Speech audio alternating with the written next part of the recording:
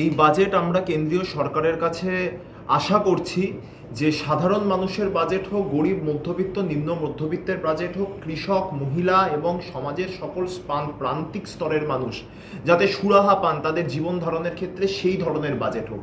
বাংলার পক্ষ থেকে আমাদের আশা থাকবে যে বাংলার প্রান্তিক মানুষদের অধিকার 100 দিনের কাজ, অনেকে এমন আছেন যারা এই 100 দিনের কাজের ওপর ভিত্তি করে নিজেদের জীবন নির্বাহ করেন, তাদের জন্য বরাদ্দ বাড়ানো হোক এবং নিশ্চিতভাবে ডিফেন্স সেক্টর, রেলকে সামনে রেখে অনেক স্বপ্ন ভারতবাসীকে দেখানো হয়েছে। সেই স্বপ্নগুলো সাকার করার জন্য যে ধরনের সুরক্ষার পরিকাঠামো দরকার সেই পরিকাঠামোকে মান্যতা দেওয়া হোক এবং একই সাথে নিত্য প্রয়োজনীয় দ্রব্য সামগ্রীর মূল্য হ্রাস করা, খাবার, জীবনদায়ী ওষুধ, শস্যাদি প্রত্যেকটি জিনিস যেটা আমাদের দৈনন্দিন জীবনের বেসিক নিডস, সেগুলোতে যাতে মানুষকে সুরাহা দেওয়া যায়, এই সম্পূর্ণ বিষয়টি সামগ্রিকভাবে কেন্দ্রীয় সরকার তুলে নিয়ে আসুক।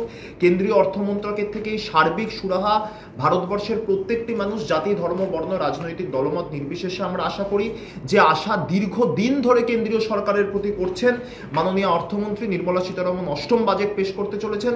অন্তত এই বাজেটটিতে সেই মানুষের, প্রান্তিক মানুষদের যে স্বপ্ন, সেই স্বপ্ন যাতে সাকার হয়, এটুকু আশা আমাদের কেন্দ্রীয় সরকার এবং অর্থমন্ত্রকের কাছে থাকবে।